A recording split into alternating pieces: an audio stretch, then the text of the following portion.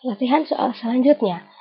Dari hasil pengamatan air kolam, di bawah mikroskop ditemukan protozoa berikut ini. 1, 2, 3. Berdasarkan ciri-cirinya, protozoa 1, 2, dan 3 secara berurutan termasuk ke dalam kelompok ... A, B, C, D, dan E. Nah, maka jawaban yang tepat yang mana kira-kira nih? Ada yang tahu nggak? Ya, kita lihat. Nih, di sini pada bagian yang nomor 1, dia bentuknya... Nah, kira-kira kalau bentuknya kayak gini, dia punya alat gerak nggak? Kenapa alat gerak yang dihitungkan ya? Yang kita jadikan patokan. Kita lihat di sini, protozoa. Atau protista mirip hewan. Nah, di mana protozoa itu dibedakan berdasarkan alat geraknya. Nah, protozoa yang pertama itu menggunakan alat gerak berupa rhizopoda atau kaki semu.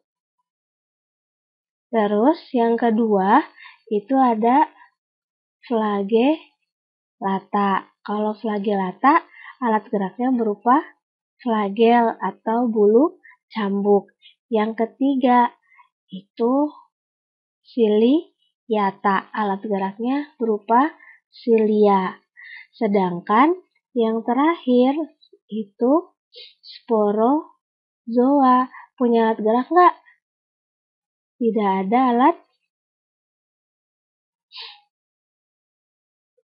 alat gerak. Maka yang nomor 1 ini lihat.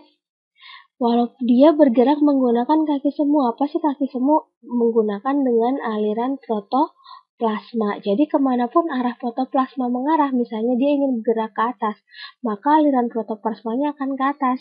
Nah, ini disebut kaki semu atau kelasnya rhizopoda. Berarti yang nomor 1 bukan rhizopoda, kita coret ya.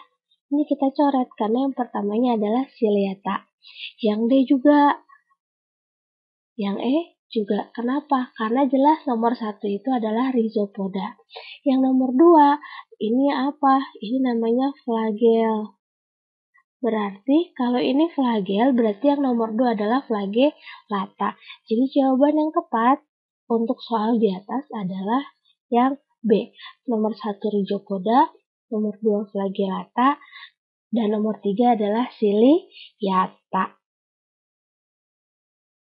Soal selanjutnya, hewan bersel satu berikut dapat digolongkan ke dalam satu kelas dengan Euglena. Ya, kita lihat Euglena ini masuknya kemana? Protozoa, flagellata, atau ciliata, atau sporozoa.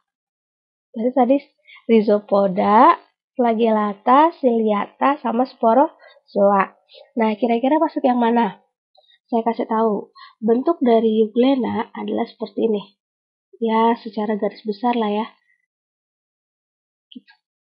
Berarti dia punya apa ini? Punya flagel. Berarti kalau misalnya dia punya flagel, Euglena masuk ke dalam kelas flagellata. Nah, di antara stentor, paramecium, trypanosoma, plasmodium, amuba, itu kemana? Amuba ini merupakan kelas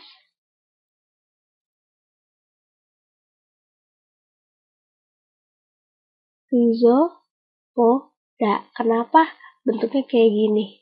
Ya, yang tadi muncul ya di soal sebelumnya. Kalau plasmodium itu yang menyebabkan penyakit malaria. Ingat, yang menyebabkan penyakit malaria itu masuknya ke kelas apa? Sporozoa.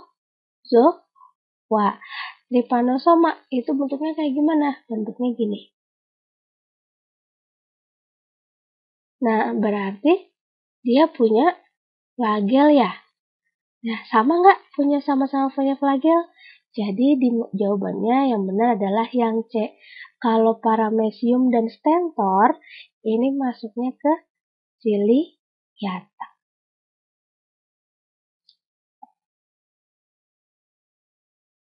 Jadi jawaban yang tepat itu adalah yang C, Trypanosoma.